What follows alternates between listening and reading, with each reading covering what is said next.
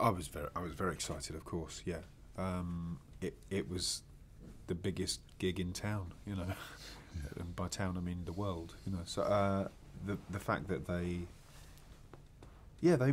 made a real they made no secret of the fact they really wanted me to do it, which was very gratifying. It was very gratifying, and they were always supportive in the whole process leading up to it. They were, you know, they let me know all the way through that they wanted me to do it, which is a huge vote of confidence, which I was very grateful for. And I really wanted to do it, and the fact that it eventually it looked like for a period it looked like I might not be able to do it. So when I got here in January 11, I was raring to go. I was delighted, obviously.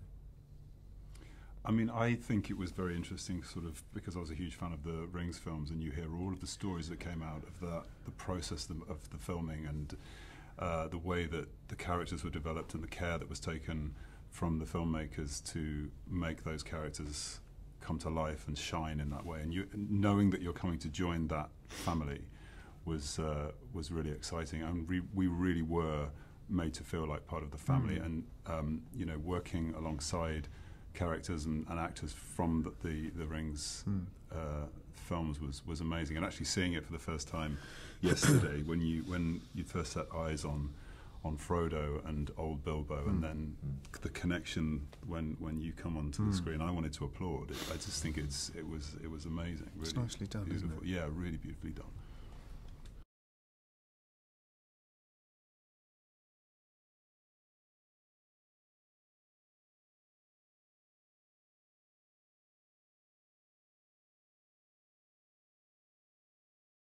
Well, it was a bit of a shock for me, actually, strangely, because I was only expecting to come back to reprise the role of Gollum, and I thought I was going to be back in New Zealand for about 2 weeks. And then about 4 weeks before shooting started, Peter emailed me and said, would I like to come down and direct the second unit? So it suddenly became a year and a half's work. So it was an extraordinary and very unexpected journey for me. You know, it was wonderful to come back and see the incredible crew that had all worked on Lord of the Rings, and you know, they're all a little bit older and have got children hanging off them, but mostly people who are, you know, the same. But actually, crucially, it was working, you know, coming to work with a new cast, a really fantastic cast, and very much wanting to work with Martin for a long time, and to get the chance to play that scene, that seminal scene out, you know, with you was brilliant. So it was great.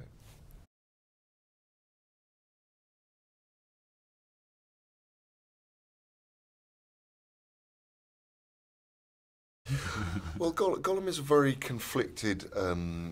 He's become totally possessed and racked by the power of this ring, and he has a weak personality, but he's not necessarily an evil person. And he was a hobbit. He's an ex-hobbit. He spent 540 years being completely madly kind of obsessed by this, addicted to this ring and its power and love, and it's the only thing he ever cares about. And I had to kind of forget everything that happens ahead of him in Lord of the Rings. So, but he has a schizophrenic personality, and there's a very dominant side, a very visceral dominant side, and a slightly naive, innocent side. But that's very kind of fluid and changes.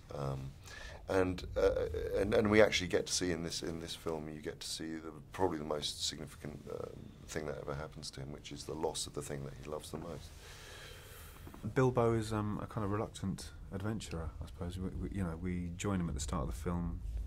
He's a person who knows exactly where his life is headed, and he's very happy with it. And he has this intercession of the dwarves and Gandalf, who say, "Come on this adventure," which he's very reticent about, but that eventually he does go on and learns everything that he could possibly learn and more, and have more danger. You know, as a man, he would never have had a fight with anyone in his life, and there he is. He's having to kill and avoid being killed, and you know, it's a really it's the biggest possible journey for him to go on, and as has been noted by everyone, based on Tolkien's experience of World War One. You know.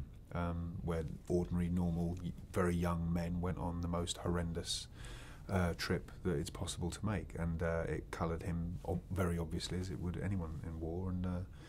And you see a bit of that in Gollum. You know, he's kind of going to fight the good or bad fight in the case of the World War One, but he's going to fight for something greater or other than himself, and that means that he might inevitably face death and face killing. You know, which are the two not very nice things to face. So he grows and he matures pretty quickly on the journey.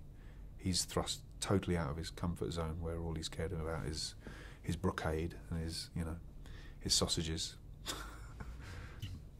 to something else where it's life and death pretty much every day of his adventure. So it's a huge arc for him, as we actors like to say.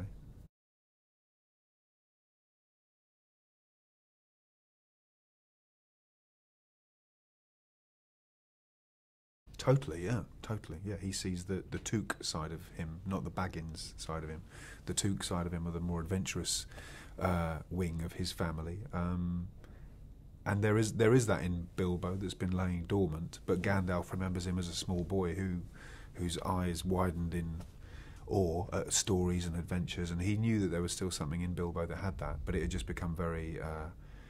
it had died in Bilbo, but then Gandalf resurrected it. Well, actually, I need to correct you, because the one thing that Gandalf sees in you is your smell, because that's crucial to the quest. Is that the hobbits smell different to dwarves, and the dragon won't recognise the smell of hobbit, but he hasn't told you that. Yeah, right.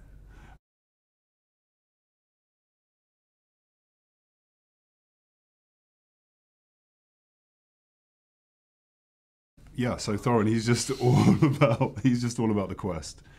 And he's kind of in a now or never situation. He's his people have lost their homeland from Smaug desecrating the mountain and Dale, and his grandfather and his father have attempted to go back and right that wrong, and they've both his grandfather's lost his life and his father has disappeared. So he's in a position where if he doesn't do it today, then it will never happen, and the line of Durin will die.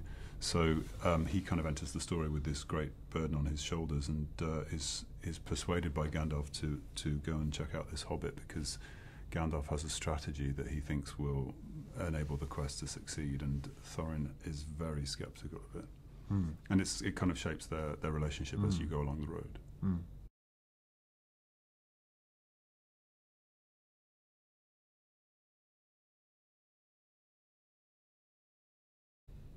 Immensely.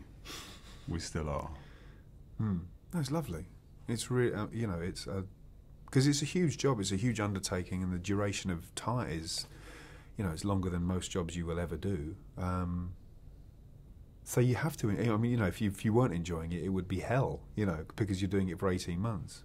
But it was a joy. It was really, really lovely. You're playing some of the most beloved characters in English literature and now world literature. So it's very, very lucky for us. Yeah.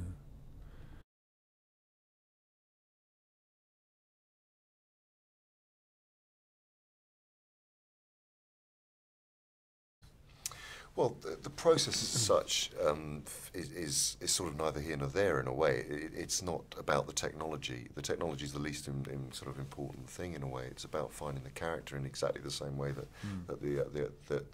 we actors play our roles. It's all about finding an emotional backbone to the character, as an inner life, physicality. There's no difference in the way of approaching a performance captured role to a lot, a conventional live action role. So the technologies, I don't really think about the technology. What it has done is become more transparent, in fact, because now we don't have to go back and repeat it on a performance capture stage at a later date, which is what we had to do on Lord of the Rings. We're able to just shoot the scenes once, and it's exactly what happens, and what Martin gives to me, I receive, and what I give to Martin, he receives, and therefore they're very much more connected. The CG performance is much more connected in that sense. But I mean, certainly in terms of the technology, working as a director, working as a second unit director, that was a huge journey for me. Massive, big challenges, and shooting at 48 frames a second, and with stereo, things I'd never done before. So it was very, very exciting.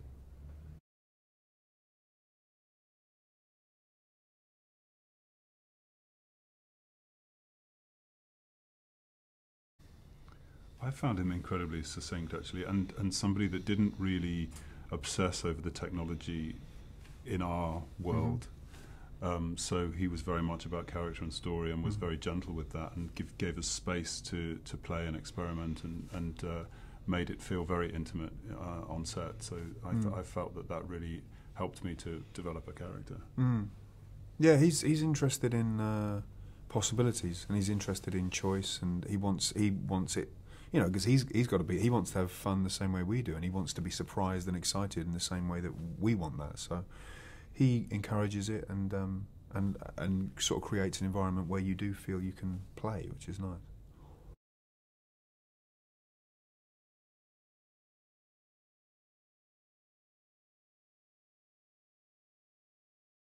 I do. I mean, you know, that's, I think, partly why Peter asked me to come down and direct the second unit was because I'd been through been involved in the Middle-earth universe before, because I kind of feel like I understand his sensibility as a filmmaker and how he supports performance with camera. And you know, we had a very wonderful kind of working relationship.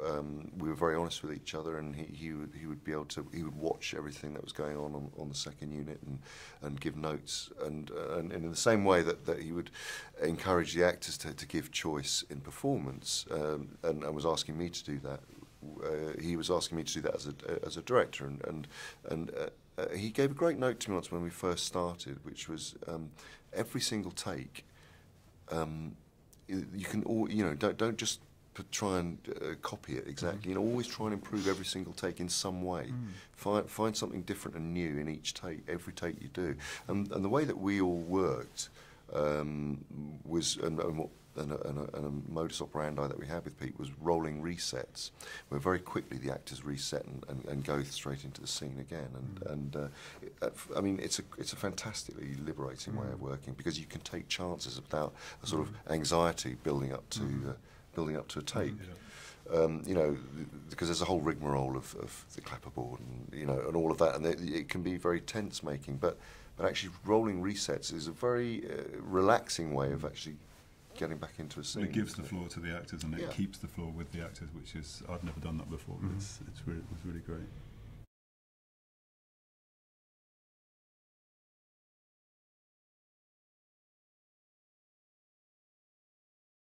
It's awful. No, it's lovely. That's what I meant to say. Yeah, it's a fantastic place. Only these films could only have been made in this country.